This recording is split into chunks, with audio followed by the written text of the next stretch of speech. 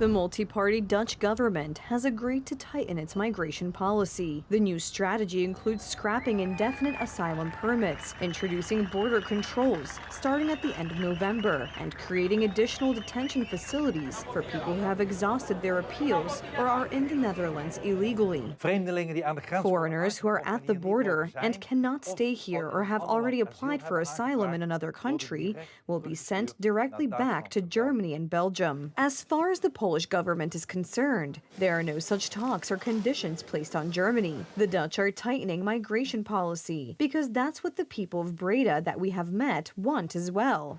Be sent back, and not in illegality, or they become illegal. So they should be sent back to their countries. We don't, how do you say it in English?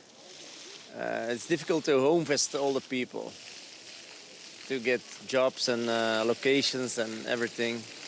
I think so. What do you think about deportation, illegal migrants?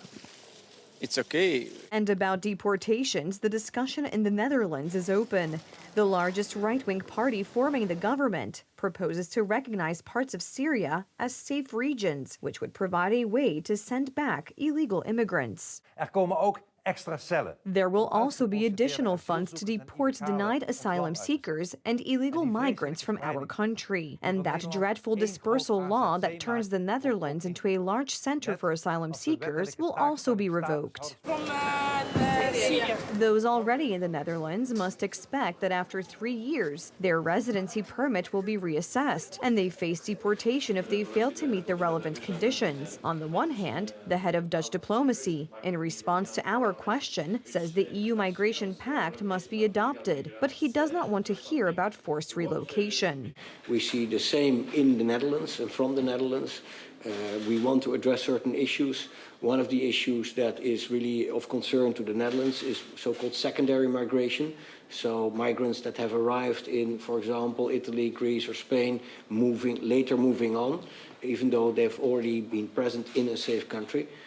This has always been dealt with via the Dublin mechanism in the past, which is not fully functioning, and we'd like to see something like this functioning again. The Dutch can apparently afford to pay fines for not taking in illegal migrants. The question is, what about Poland? Your part of the political spectrum in Poland keeps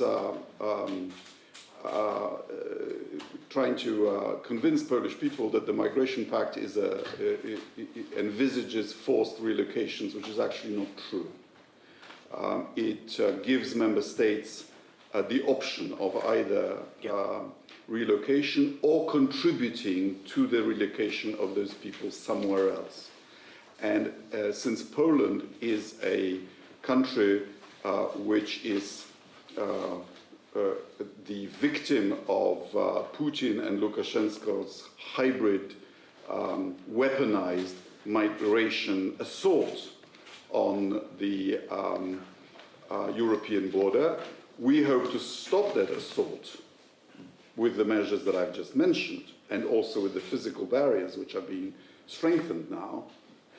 But if some of it didn't work, we would actually be possibly in a position to benefit from the solidarity of other countries. It's just that everything here is contractual. A lot depends on how the case is approached by the Germans, who are able to use EU regulations according to their interests. And as we can see on the Polish-German border, solidarity is not there with them, given that Poland has taken in millions of Ukrainian families fleeing the war. From Breda, Netherlands, Adrian Borecki, Republika.